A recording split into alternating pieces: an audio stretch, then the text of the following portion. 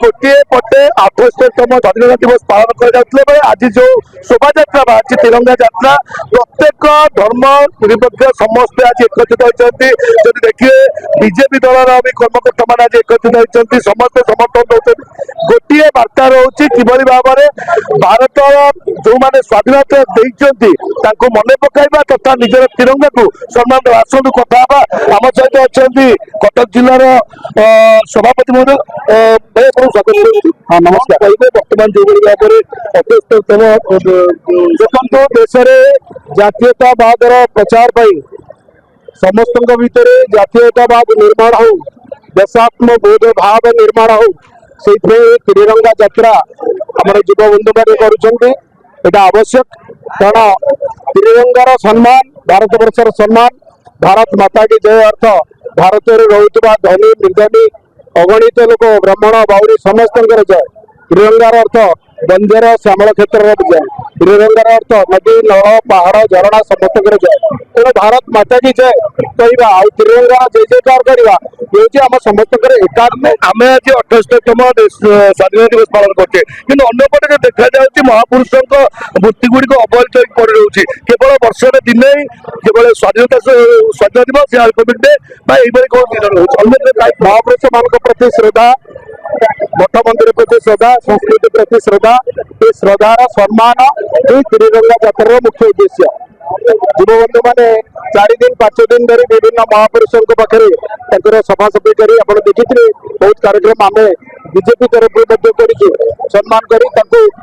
स्वच्छ भारत कर गोटे जागरण विषय जोटा बहु वर्ष धरी हो नाला तेणु ये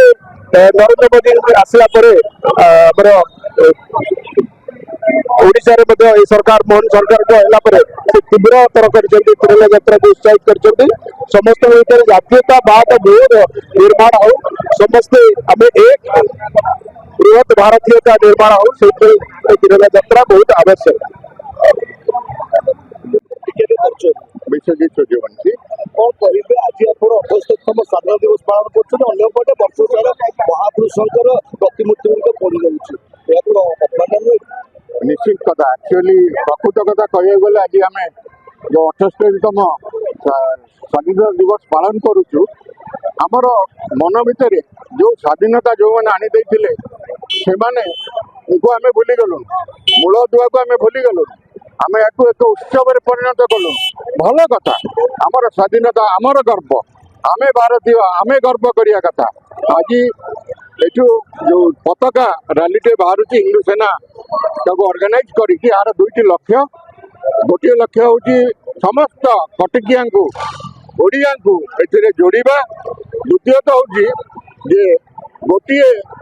आईन आने को आमर दाबी रही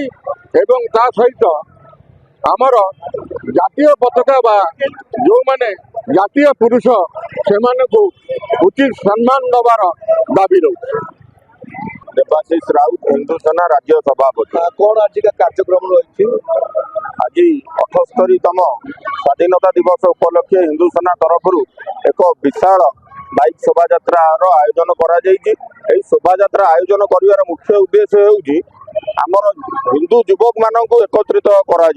समाज रे किपरि हिंदू युवक मान एकत्रित हेबे एवं से देश मातृका कार्य करेंगे निज धर्म काम करेंगे हिंदुत्व काम करेंगे आमर आज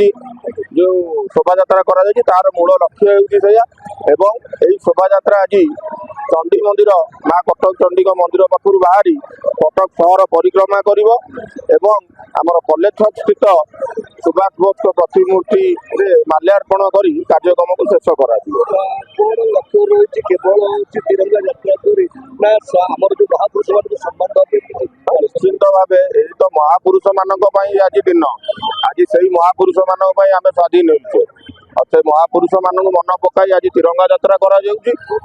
सहित हिंदू युवक माने समाज रे किपर एकत्रित हेबे से आज कार्यक्रम।